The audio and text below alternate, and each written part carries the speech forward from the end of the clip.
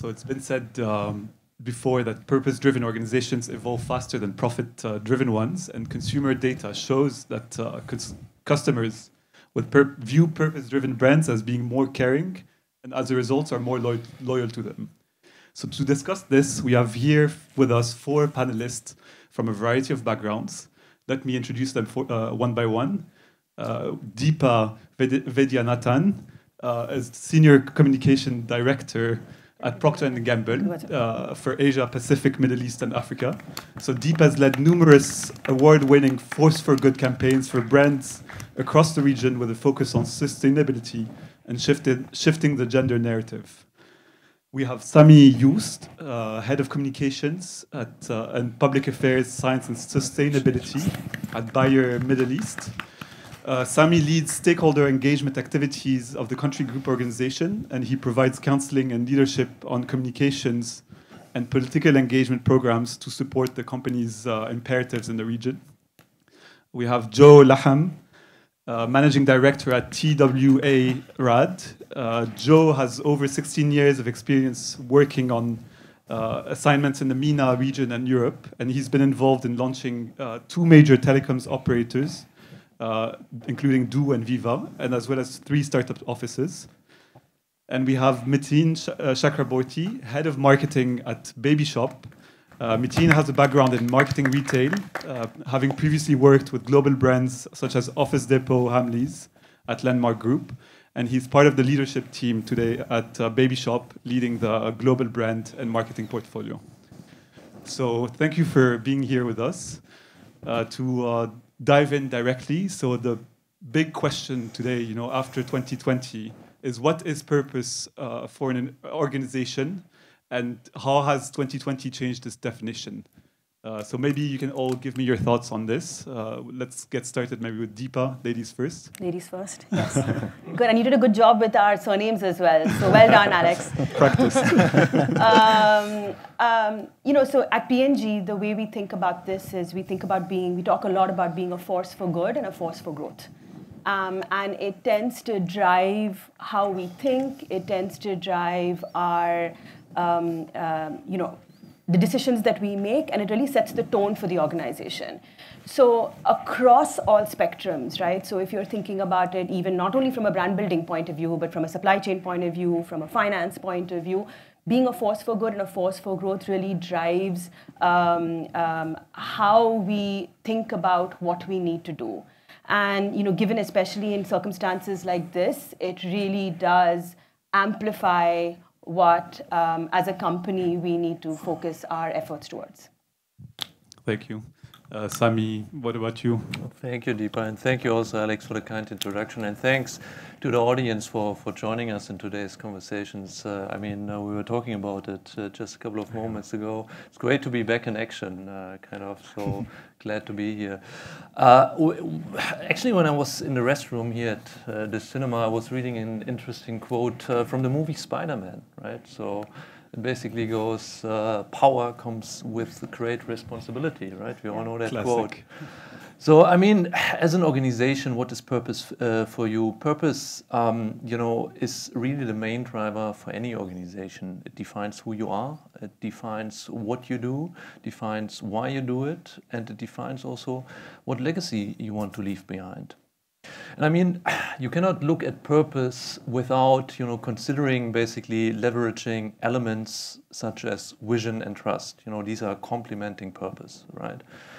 And if you look into, available data, to the McKinseys, to the EYs, to the Edelman Trust Barometer, and this, of these words, we basically see that trust has been declining across all business sectors and stakeholders and target audience, not only throughout this and the last year due to the pandemic and persistent fears, but also that there's, a tendency of mistrusting businesses in the first place.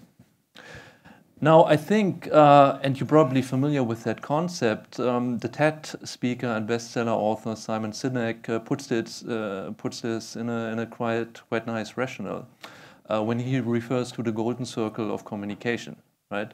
So really putting in the center the why aspect of things, so why you do what you do, And he actually frames it like this: people don't buy what you do, people buy why you do it. They don't buy what you do, people buy why you do it. Right? And purpose is, especially in times of crisis, even more important. What we've seeing basically, again, across all business sectors, is that there is a, not only trend, but there's, quite momentum picking up for businesses who are able to articulate that kind of purpose. And I think we are going to see more of that in the future. And I think for an organization to succeed in these tough times, it's essential to define the why part, but also to put concrete actions behind that and actually engage for trust in order to amplify on, again, your purpose, your vision. Then trust is really the tool which gives you basically access to stakeholder perception in that sense. Thanks, Sami. That's a very comprehensive definition. And I guess I'm sorry for no. My wife always tells me I should stop the teacher thing. Very exhaustive, and I guess we'll tackle a lot of those points that you mentioned through the discussion. Yeah. So maybe Joe, maybe you can give us your perspective from TBWA. Yes, brand purpose. It's an idea just beyond profit. It's a long. It is a way to drive long-term sustainable business growth. Having a brand purpose that is bigger than a profit is defined also by having a brand promise beyond profit has emerged as one of the main aspects to drive customers to buy your product, and at the same time, especially during COVID times.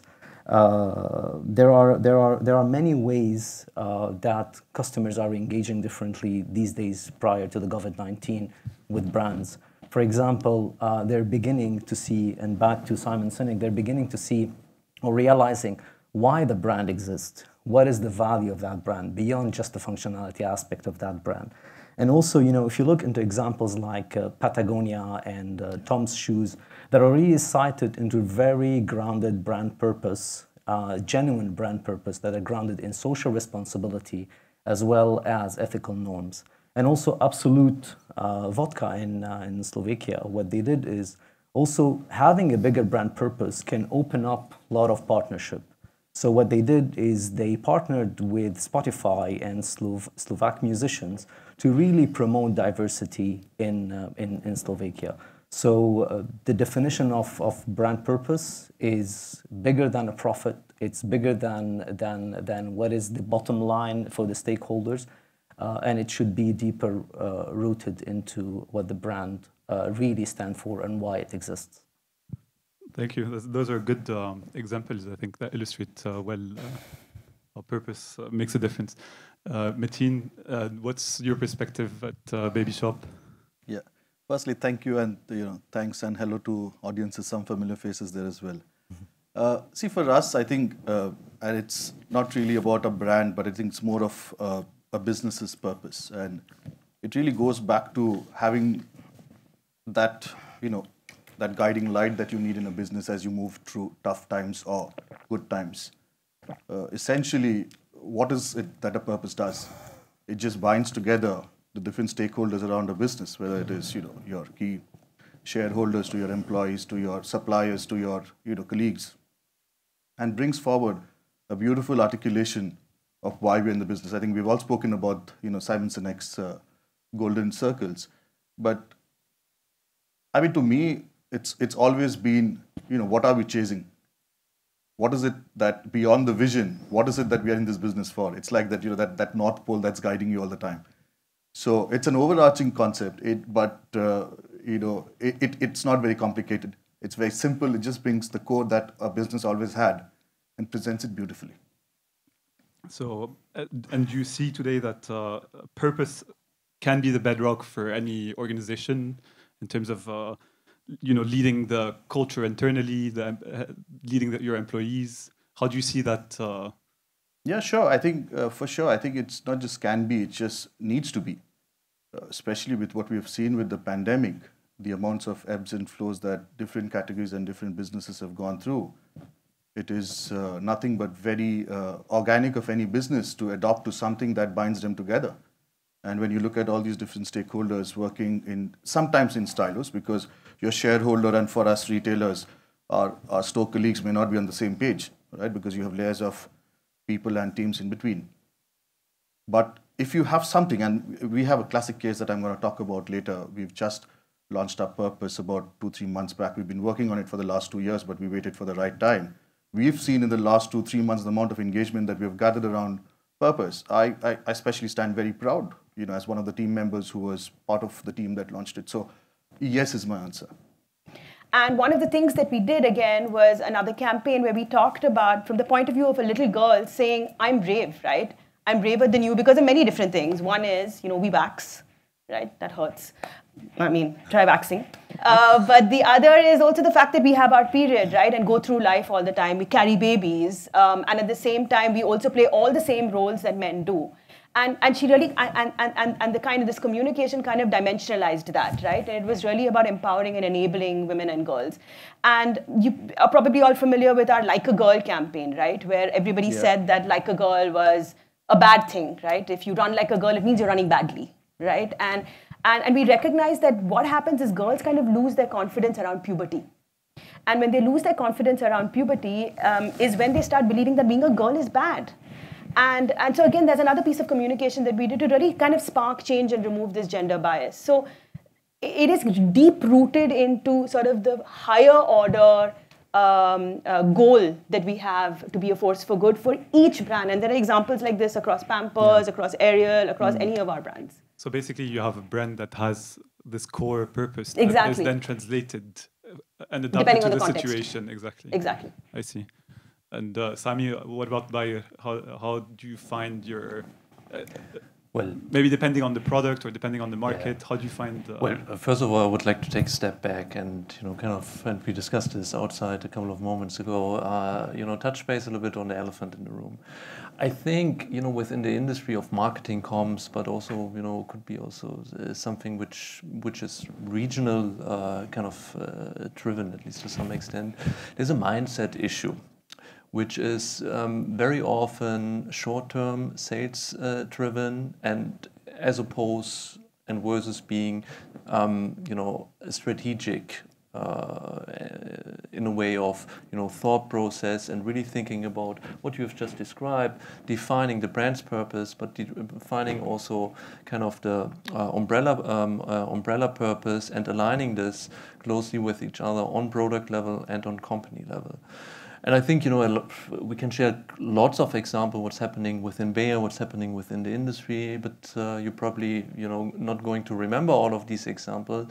I just want to, appeal, at least to some extent, with the young people here in the audience as well. Try to think, when engaging basically in whatever marketing approaches, whatever strategic communication projects you're working on, to think about the greater purpose, to think about the, what kind of added value you want to provide to your stakeholders, to your target audience, at the end of the day, for society. I think we have our digital head of marketing for our consumer health division also in the audience, and these guys, they've been running amazing campaigns for a product which you're all familiar with, which is Bepanthen, where they would tackle basically, young mothers in order to take care of their own health needs and in terms of the health needs for their baby. And we have been seeing amazing results, not only from a KPI perspective, but more importantly from a sentiment-driven perspective, and how this reflects back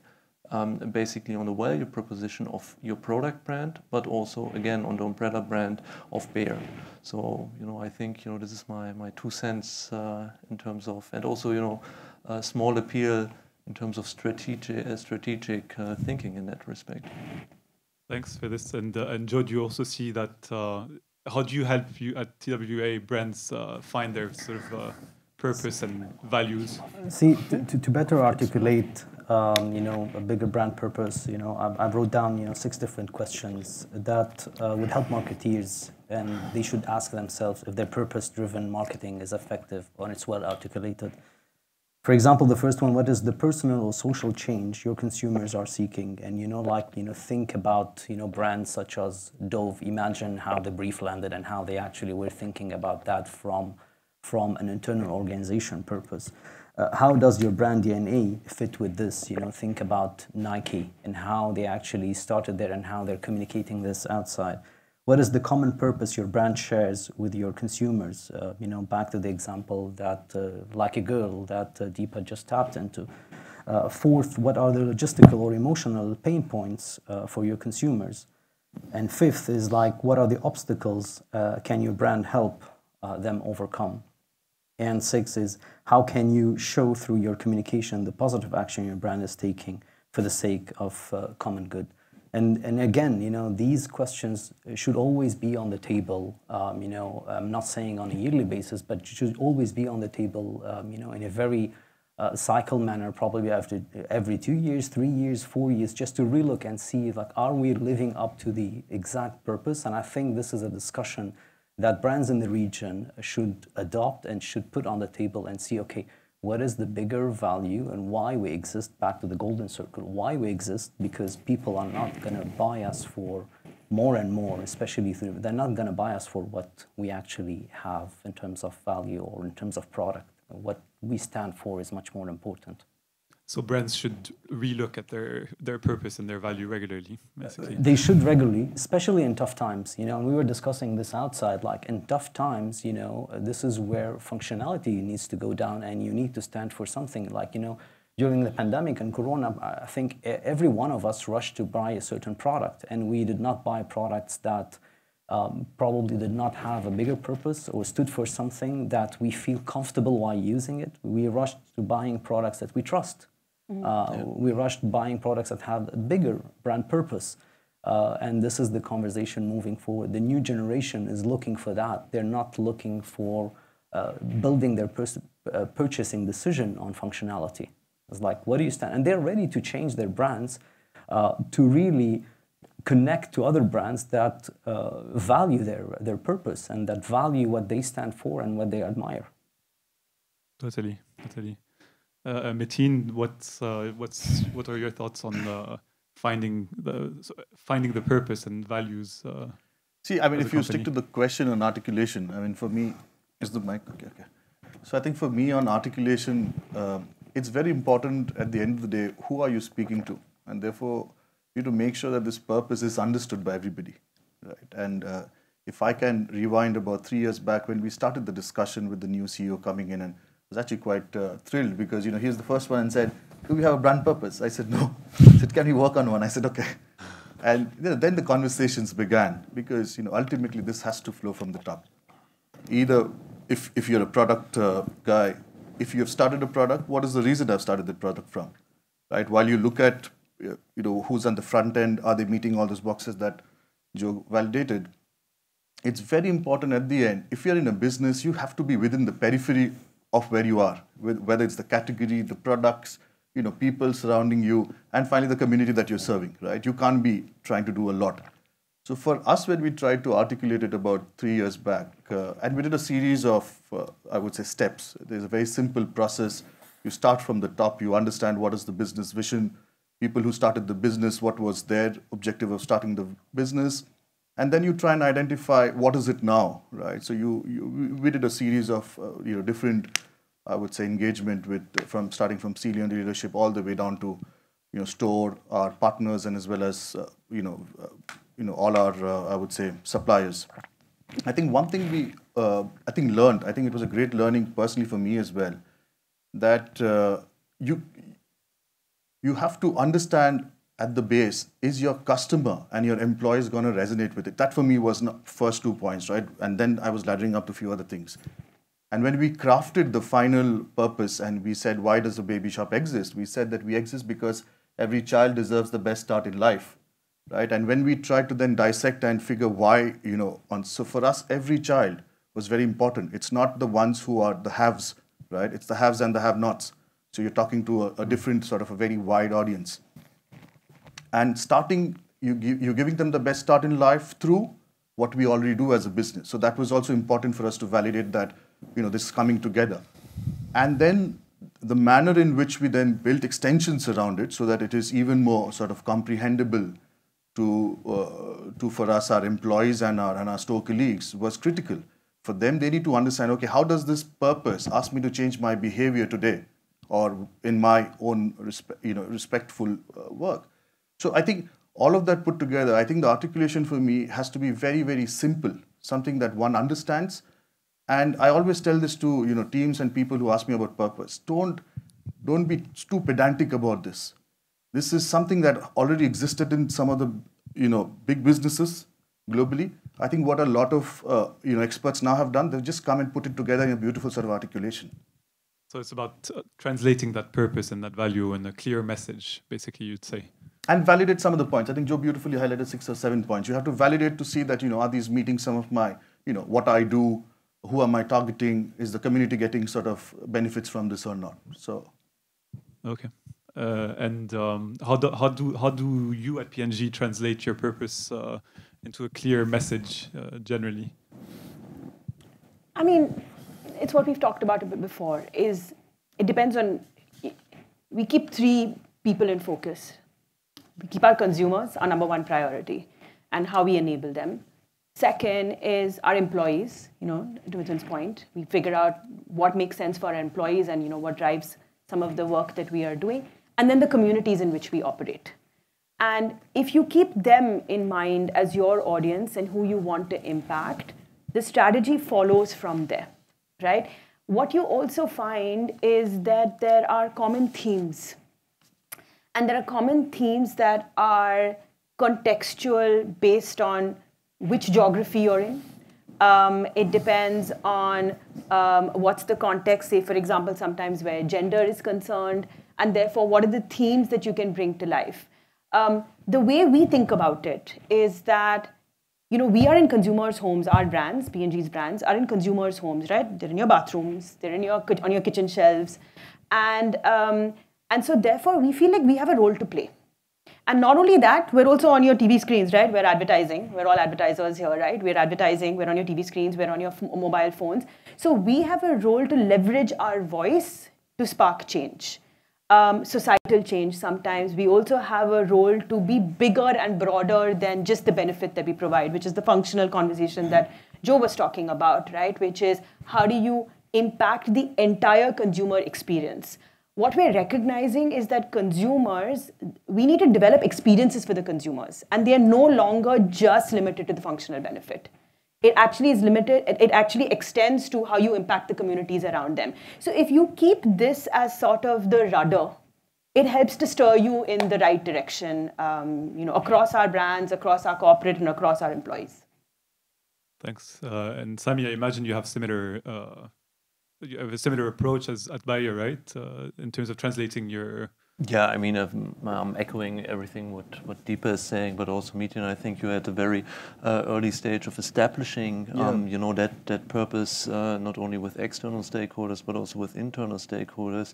And Joe, you must have been working with lots of clients and actually developing that value proposition. So, and I think, we at Bayer, we're kind of reinforcing that through establishing a certain mindset within the organization by establishing a certain conduct of business behaviors in terms of a clear set of values we're trying to incorporate, right? So we have our life values, corporate values, as every corporate organization has: leadership, integrity, flexibility, and efficiency. But what we are doing basically with that is putting this in very close relation to what we are doing on the ground, which basically articulates our purpose. Again, science for a better life and vision, health for all, hunger for none. I've been sharing a couple of examples, but I think it's also important when you interact with your internal audience, so with your internal stakeholders, and in order to develop a certain level of advocacy,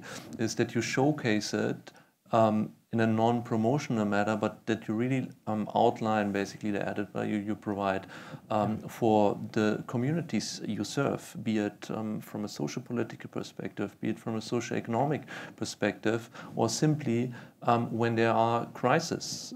Basically, we supported the Lebanese community, for example, quite heavily after the devastating blast in Beirut last year, which was one of the project which was appreciated all over the world within the organization. And I'm not speaking about external comms, but really about and as you know, you have Lebanese as well. You have more Lebanese living outside of Lebanon than actually in the country.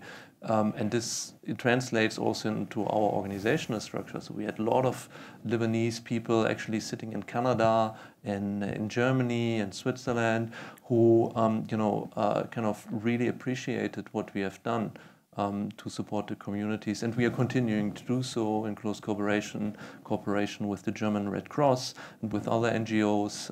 Apart from what we're doing, within that space of corporate social responsibility. But I want to make one thing clear: corporate social responsibility is for us not a PR thing. It's really something we kind of connect very closely to what we want to achieve in terms of business operations. And obviously, it ultimately is going to generate added value for the brand, but our primary objective here is really add value for society. So you touched on our next question, which is how do you make sure that your engagement with stakeholders is to it creates a purpose. So you create a purpose-driven engagement with stakeholders, but the question I can build on that is how do you make it sustainable in the long term? How do you make sure it's a long-term sort of engagement that adds value to your brand? Oh, well, I mean, I don't want to be repetitive, but I think you need to look closely outside your organization and actually assess what is the demand, like what is the need for your stakeholders, for your target audience, and connect this closely with socio-economic and social-political imperatives. Right. In this region, we basically conduct our business operations in very close collaboration with authorities, be it health authorities, investment authorities in Egypt, in UAE, or in Saudi, in order also to develop basically a certain way forward, which is actually in line also with certain priorities from a state-owned perspective. But apart from that, I think it's also important to look what's happening outside that political space, and again look into society and kind of understand what other companies are doing. Try to also build on that. But obviously, and I've mentioned that, also try to be to connect growth and sustainability in a very strong sense. So again, this is why we actually incorporate the United Nations Sustainable Development Targets within our business strategy, actually. And I think that's that's something you see across multinationals happening, because there's actually a very strong demand and a strong need for that kind of purpose-driven approaches. Totally. And that is key, right? Yeah. The key is, I think, to determine where you want to have an impact, you can use the UN Sustainable Development Goals. But in terms of making it a long-term strategy, it has to be built into the business. It can't be bolted on. And if you're looking at it as also a way to kind of drive your business growth, it'll end up being long-term. It'll end up being sustainable. Because flash-in-the-pan actions are, kind of helping no one from a community point of view, from a consumer point of view, and from a brand point of view, right? It has to be long-term, and it needs to be built in. Absolutely. And Metin, maybe can you tell us a bit about, from the Babyshop perspective, who your stakeholders are, and how do you make sure that your engagements with them are purpose-driven and add value, basically? Sure. So, the way we went about it, and while I said that we had the purpose crafted about 2 years back, we spent about a year just ensuring that we were doing the right thing to get to that space. because of the pandemic, it took a massive hit for us to try and figure whether we should go now. We have a massive store force, so close to about 4,000 people. And typically the way we retailers, we promote a bigger story is we do road shows. Yeah. And then every market, we speak to people, we go to warehouses, we spend a lot of time with people on the shop floor. But this was not happening. Due to the pandemic, we all couldn't travel as leadership teams, etc. So we said, why don't we wait for a while, let things just open up? And we were just waiting for the right time where all the markets would have access to information. At least, we needed people to be sitting together just and getting that information. So just 2 months back, we decided to work on this storytelling that, let's do virtual, because we can't, if you have to engage your people, it has to be now, these days, it has to be a virtual medium. So we crafted a beautiful 1 hour pre-recorded session, just like how you would have an iPhone launch, etc., with our CEO. And it was decided that we wanted nobody but him. That's where the message is more, I think, most powerful. So we recorded him, we pre-recorded him, and we built in beautiful stories in between, a build up to the purpose, a build up to the behaviors around purpose. We also crafted 2 or 3 different pieces of literature. We had 2 or 3 books, one that spoke about what is the purpose. I know the purpose is this, but how am I sort of arriving at that? So we spoke about children, customers, us, what we have done, our 47 years of legacy, why we need to change, what we need to look into, so that, when somebody reads it, for a lay stores colleague to read that, they should get how I arrived at the purpose. We built that one literature. There was a second one that spoke about how is this purpose going to help me? What is it that I'm going to change in my day-to-day behavior? Plus, we had massive SOP changes everywhere. It was just a tough project overall, not just for marketing, but, a lot of supporting functions, especially HR and L&D. So we got now a lot of purpose-led communication in the L&D itself. All the L&D SOPs have changed. We're very happy. We're seeing early morning, the stand-up meetings that store managers do with their teams. They're discussing, tell us a little bit about how did you help a customer yesterday? Did you think it is coming closer to the purpose? So that just one line added in their morning stand-up meetings make a huge difference to us as teams, because you're so slowly feeling that while leadership is engaged, there are also people on the ground who are making that difference, also understanding it slowly, right? So I think from a stakeholder, I would say stakeholder, just from an employee and colleague standpoint, that's one piece that we've done. Of course, with our partners, we have a couple of people from FP7 here. When we crafted the purpose, the first year of the purpose, we bounced it off them, guys, what do you think? And they're like, this is amazing. So, and I remember this was December, and the campaign that we were working on, Mother's Day, in 2018, in 4 months' time, they said, listen, we're not going to do a typical Mother's Day, thanking mothers, let's do something else.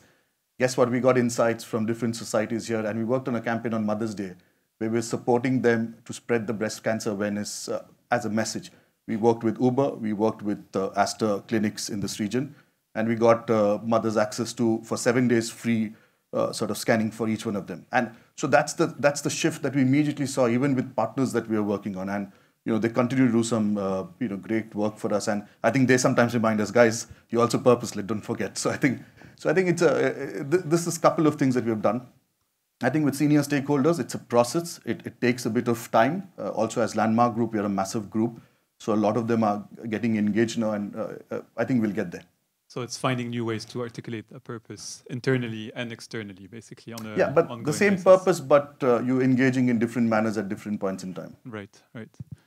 Thanks, guys, for this discussion. So maybe we have a bit of time for questions from the audience now. So we'll circulate the mic. Let me...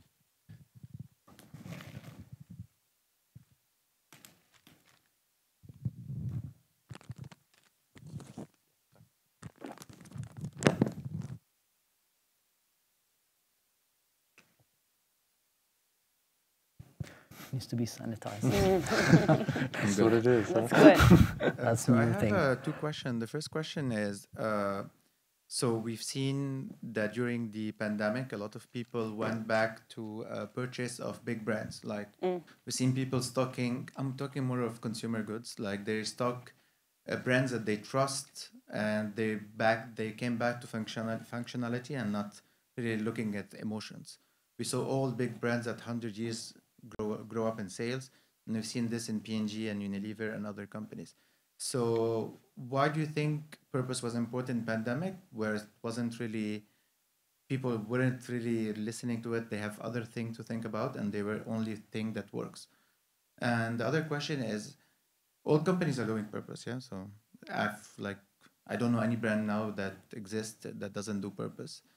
And I work for a company where purpose is the heart. So I work for Unilever. And I feel that with all companies putting purpose at heart, how are we going to be able to really differentiate? Because even now, it reached a point where similar brands are having similar purpose. And we might reach a point where consumers really think like, yeah, they're just doing it to sell. So how do you think this will be sustainable? Because all our ads, all the pre-rolls are becoming purposeful. Yeah, thanks.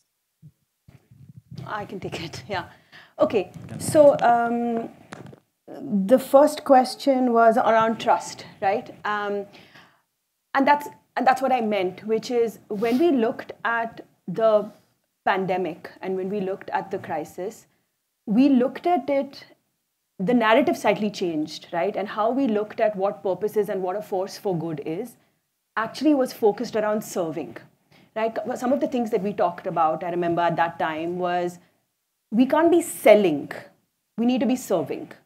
We need to be actually thinking about communication, about how our brands can be useful. And you're absolutely right, which is because that's what consumers were looking for. So the purpose actually translated into, so for example, let's say some of our brands like say Gillette, which is, how to wear a mask with a beard on, right? And therefore, how do you provide yourself better protection? The other is how do you clean your clothes, right? What are the kind of should be using warm water? When do you clean your clothes? When you come back home? Remember the beginning, the lockdown, right? Where we'd all immediately go in for a shower the moment we came back from the outside, which was rare anyway. Therefore, how to clean services, how to keep. So I think giving consumers more information at a time when information was at a very low was how we looked at purpose during the pandemic, which was different to only providing aid, right? It was both. So that's one. The second, which was, again, remind me your question. The second was, how do you avoid clutter, right? Differentiate, right? And this comes up a lot because this whole conversation around being a force for good or a force for growth, a lot of people are doing it. And I think what differentiates one brand from another or one company from another is how well you know the consumer and how well this purpose or how well this activity that you're doing lends back into your brand. Does your brand actually stand for it? So for example, I'm just going to make some things up, right? So for example, a brand like Pampers talking about how to empower women seems a bit off, right? And therefore, you need to kind of think about what makes sense from a baby's point of view, what makes sense from a mom and a father's point of view, and figure out how to bring that in. So it needs to be laddered and rooted back very clearly into what is the functional benefit that your brand provides, and how that's closely synced with that. And that's how you create, and that's how you break clutter. Because the reality is, yes, you're right, there's a lot happening, and the one who wins is the person who understands the consumer the best. Yeah, and also to build on Deepa's point in this regard, and also in regard to your second question, how to differentiate your purpose against your competitors or against the companies of this world. I think one key aspect of things is business intelligence, external available business intelligence to actually measure what you do, but also business intelligence you conduct on your behalf with external and internal stakeholders to measure your activities, to measure reputation, to measure likability on umbrella brand level and product brand level, and that's, I think, is going to then translate into a clear recommendation on how to further work on your purpose, or what kind of means you need to basically accelerate in order to continue on that path. Just one more thing also to add, I think, and you've mentioned something that all brands, they have a purpose. Yes, And prior to pandemic, everybody had a purpose, and even post-pandemic. But the thing is, in tough times, this is where actually marketing-driven purpose brands are put into test. And this was actually, be it locally, globally, or regionally. I think when you have a brand purpose that is strong, that is scalable, that you question from time to time, relook into how scalable, relook into how relevant it is right now, and most brands did this in the US mainly, and in other parts of the world, this is a healthy conversation. It's not like, okay, it's one size fits all across all brands and I have a brand purpose. I think measuring it as you go and seeing how scalable it is and putting it into test, and pandemic and the COVID-19 was the bigger test. Some brands failed in really keeping the essence of their purpose, where others, succeeded and excelled. And you need to seize the moment. There isn't really a winning formula. When you have a brand purpose and you feel like you can scale it, go ahead and scale it. Nike and Kaepernick is a big example. It was risky, yes, it was, but guess what? It succeeded, and it lived up to the purpose. Sorry, I'm also tempted to take that question because both of them are really nice. See, just one. I mean, they all spoke something really important about how that purpose framework is important. But to me, if I can be a little disruptive here, your first question. You don't need to be a purpose-led brand to get your act together during a pandemic. I mean, if you have your values, your core beliefs as a business, I mean, that itself can take you through it. But what purpose does, and especially for some of the large businesses, this allows you to put in a sort of a structured framework. Because if you know that you're purpose-led, if your people know that you're purpose-led, you're thinking purpose-led ideas. And, I sometimes take this great example of small businesses. Don't you think some of the small businesses did an incredible job during the pandemic? They did. They did not need to be, a grocery did not need to be purpose-led, but at least the values and the beliefs that they had, that, this is how I'm going to serve my customer. Sorry, this is not the right time to bother them. That set them apart. But I think purpose as a sort of a top overlying sort, Yeah.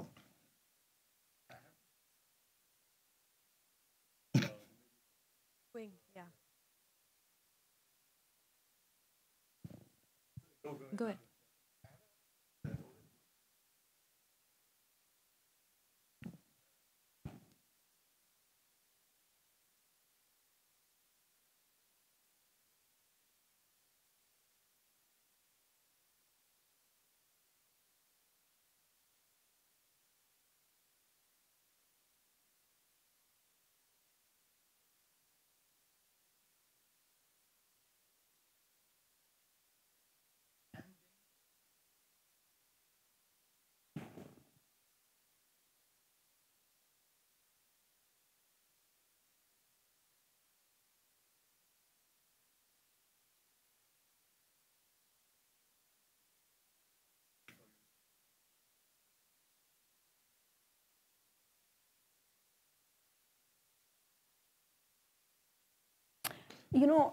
Actually, on the contrary, I actually find that in, regulation sometimes, or the context of society around you helps you kind of define the areas in which you can, maneuver, okay? And what I mean by that is that and this is not just this region, it is everywhere. I mean, I've worked across the world, including kind of India, and there are moments of transformation. So even to your earlier question, right, even the pandemic, there were phases, right? We needed different things at different points as consumers. And us being as marketers and as consumer goods companies, us being agile enough to adapt to a changing scenario and leading thinking is on us. We need to do that. And we need to do that within the gamuts and the frameworks of society. And the power is in truly understanding where the consumer is and where the consumer wants to go. And sometimes also creating it. And that's what I mean by leading constructive disruption, right? It isn't about, the consumer sometimes doesn't necessarily know, hey, I'm here and I want to go there. Right? We need to provide those different options, and that's where creativity comes in, and that's where we help create the vision and help them get there in the constructs of the society that is relevant to them. Because if you go completely off, it's not relevant to the consumer, right? And then you're not actually driving the business or driving preference or loyalty or awareness. Thank you Thank you guys. very much. Thank you. Thanks so much. Thanks. Thank you guys. Thank you.